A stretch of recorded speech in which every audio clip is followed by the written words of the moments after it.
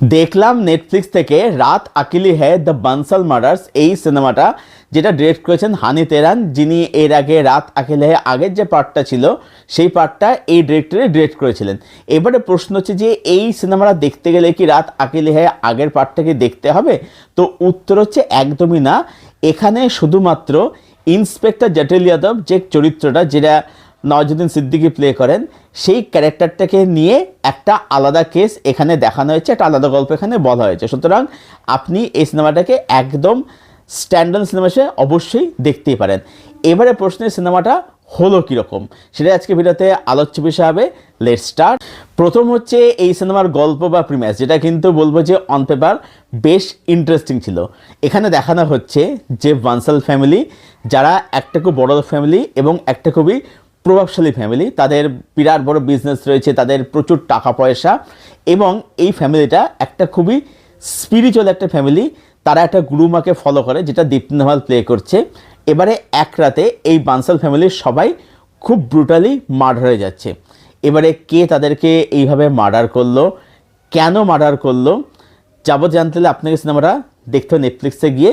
এবারে ইন্সপেক্টর জটিল যাদব আসছে কেসটাকে ইনভেস্টিগেট করতে, সলভ করতে। সেই কেসটা সলভ করতে পারছে নাকি পারছে না। এবারে সিনেমার মধ্যে কি কি পজিটিভ দিক রয়েছে, একটা পজিটিভ দিক আমি একদম শুরুতেই বললাম যে এর যে প্রিমাইসটা, এর যে গল্পটা, সেটা কিন্তু অন পেপার বেশ ভালো ছিল, বেশ ইন্টারেস্টিং ছিল। নেক্সট হচ্ছে এই সিনেমার ক্লাইম্যাক্স, সেটা কিন্তু অবশ্যই ভালো।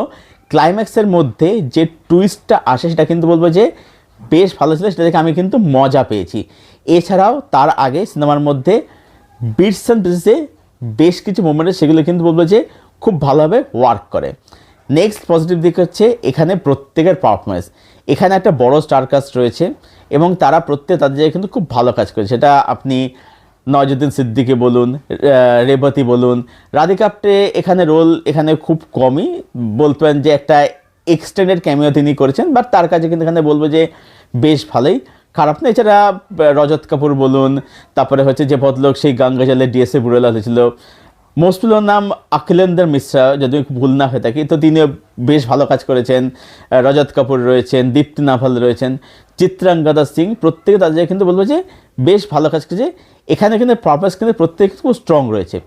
এছাড়াও এই সিনেমার যে টেকনিক্যাল অ্যাসপেক্টটা কিন্তু অবশ্যই ভালো, মানে এর মেকিং বলুন, ক্যামেরা ওয়ার্ক বলুন, বা এই সিনেমার মধ্যে যে গোর রয়েছে সেটা কিন্তু বলবো যে বেশ ভালো আর কি। ঠিক আছে, বিজিএমের কাজ বলবো যে খারাপ নয়, ডিসেন্ট আর কি। মানে সিনেমার যে টোন বা টোনালিটি সেটা কিন্তু টেকনিক্যাল অ্যাসপেক্ট ভালো করে কিন্তু বজায় রাখে।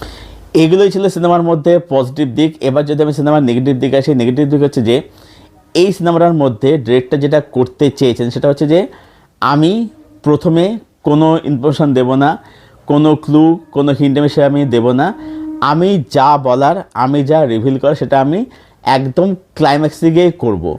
যে কারণে কি হচ্ছে, যেহেতু আমরা প্রথমের থেকে খুব একটা বেশি তথ্য বা ক্লু পাচ্ছি না, যে কারণেই যে ইনভেস্টিগেশনটা সেটা একটা ডিসেন্ট বা একটা বেসিক লেভেল সেটা ওয়ার্ক করছে, কিন্তু সেটা খুব বড়সড় কিছু হচ্ছে না, এটা একটা।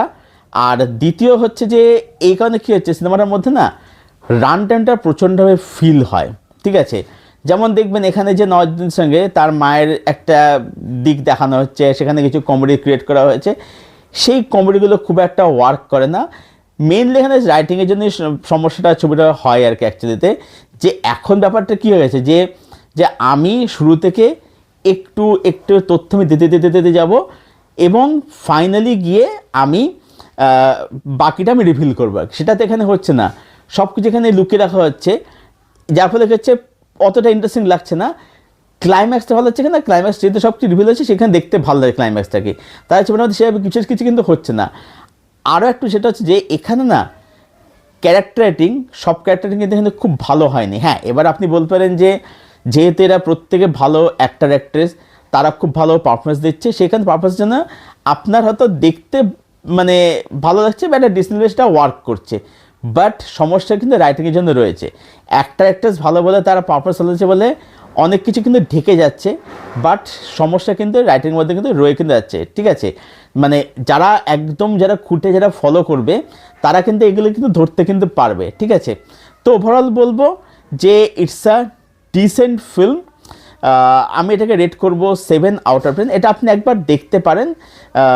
আগের পার্টটা বেশ ভালোই ছিল, খারাপ ছিল না। এই পার্টটাও বলবো না যে মানে একদম খারাপ ছবি, এটা আমি বলবো না, আবার যে বিশাল ভালো ছবি সেটা আমি বলবো না।